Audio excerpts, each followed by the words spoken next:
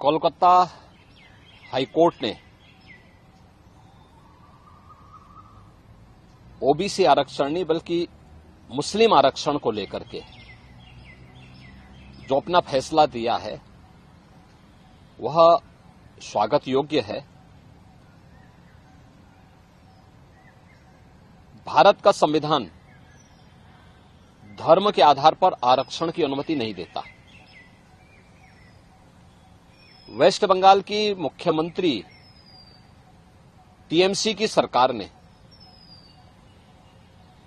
राजनीतिक तुष्टीकरण की पराकाष्ठा पर चलते हुए सन 2010 में 118 मुस्लिम जातियों को जबरन ओबीसी में घुसेड़ करके उन्हें ये आरक्षण दिया था। यानी 118 ये जातियां, इसका मतलब ओबीसी का हक जबरदस्ती हड़प रही थी।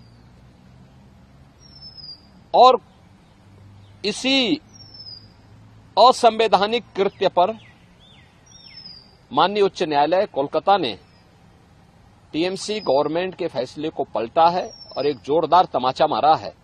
यह कार्य असंवैधानिक था और इसको अनुमति नहीं दी जा सकती है। स्वाभाविक रूप से बाबा साहब भीमराव अंबेडकर ने भी देश के संविधान सभा में इस बात को कहा था, बार बार कहा था। आरक्षण भारत के अंदर अनुसूचित जाति जनजाति के लिए और मंडल कमीशन के बाद ओबीसी के सामाजिक और आर्थिक पिछड़ेपन को ध्यान में रखते हुए यह आरक्षण की व्यवस्था की गई थी। लेकिन धर्म के आधार पर आरक्षण की इजाजत भारत का संविधान कभी नहीं देता। और बाबा साहब भीमराव अंबेडकर ने इसके लिए बार बार देश को वार्न किया था कि धर्म के आधार पर भारत का विभाजन हुआ था। हमें फिर से कोई ऐसी स्थिति नहीं पैदा करनी चाहिए जो इस देश को विभाजन की ओर धकेले। और मुझे लगता है कि यह फैसला एक नजीर बनना चाहिए। यह फैसला जो कर्नाटक के अंदर कांग्रेस की सरकार ने ओबीसी के अधिकार पर इसी प्रकार की सेंधमारी करते हुए मुसलमानों को आरक्षण देने का काम किया है, और कांग्रेस की सरकार ने आंध्र प्रदेश के अंदर भी इस प्रकार की जो शरारत की थी, इसका अब जोरदार जवाब दिए जाने की आवश्यकता है।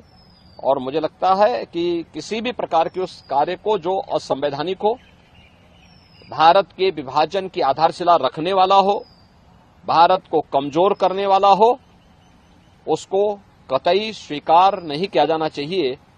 देश की कीमत पर राजनीति की जो नीति चल रही है, खासतौर पर कांग्रेस और इंडी गठबंधन से जुड़े हुए दलों में जो होड़ लगी है, इस होड़ को पूरी तरह खारिज किया जाना चाहिए और इसको बेनकाब किया जाना चाहिए। जी भारत।